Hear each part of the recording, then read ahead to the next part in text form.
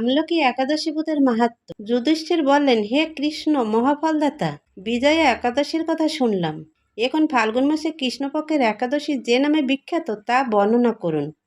শ্রীকৃষ্ণ বললেন, হে মহাভাগ যুধিষ্ঠির, মান্দাতার প্রশ্নের উত্তরে মাহাত্ম্য বৈশিষ্ট্য এই একাদশী মহিমা কীর্তন করেছিলেন।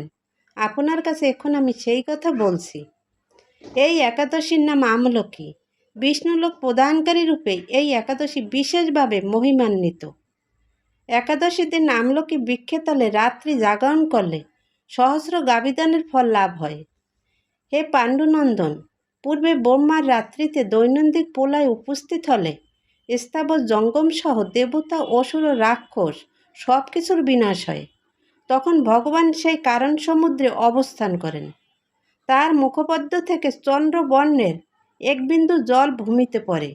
সেই জলবিন্দু থেকে একটি বিশাল আমলকি বৃক্ষের উৎপন্ন হয়। এই বৃক্ষের স্মরণমাত্র গোদানের ফল, দর্শনে তাহার দ্বিগুণ এবং এর ফলবক্ষণে 3 গুণ ফল লাভ হয়। এই বৃক্ষে ব্রহ্মা, বিষ্ণু আর মহেশ্বর সর্বদা অবস্থান করেন।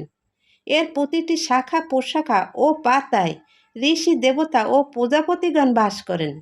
এই বৃক্ষকে সমস্ত বৃক্ষের আদি বলা হয় এবং তা পরম বৈষ্ণব রূপে বিখ্যাত। অতএব এই শ্রেষ্ঠ ব্রত সকলেরই পালনীয়। এখন এই ব্রতের একটি অদ্ভুত ইতিহাস আপনার কাছে বর্ণনা করছি। প্রাচীনকালে বৈদিশ নামে এক প্রসিদ্ধ নগর ছিল। এই নগরে চৈত্ররথ নামে এক রাজা রাজত্ব করতেন। চন্দ্রবংশীয় পার্শ্ববিন্দুকে রাজার পুত্ররূপে তিনি জন্মগ্রহণ করেন। তিনি অত্যন্ত শক্তিমান ও ঐশ্বর্যশালী ছিলেন।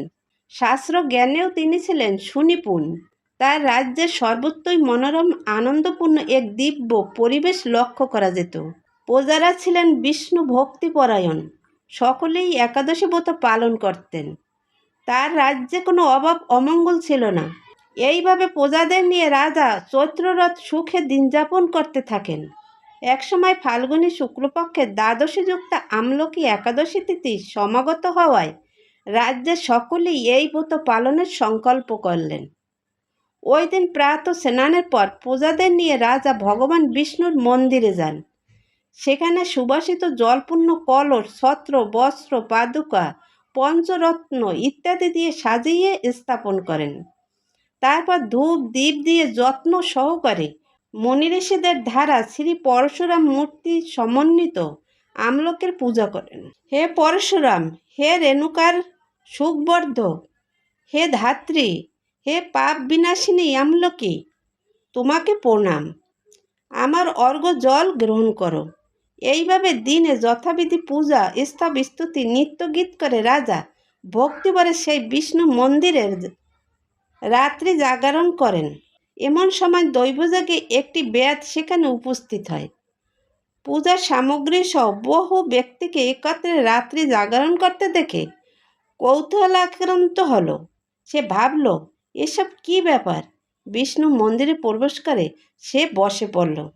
কলসের উপরে স্থাপিত বিষ্ণু মূর্তি দর্শন করল। ভগবান বিষ্ণু এবং একাদশীর মাহাত্ম্যও সে মনোযোগ দিয়ে শুনল। সারাদিন ওই বেদ কিছুই আহার করেনি। এইভাবে ক্ষুধায় কাতর হয়ে সেখানে সে রাত্রি জাগরণ করল। পরদিন প্রজাসহ রাজা নগরের দিকে যাত্রা করলেন।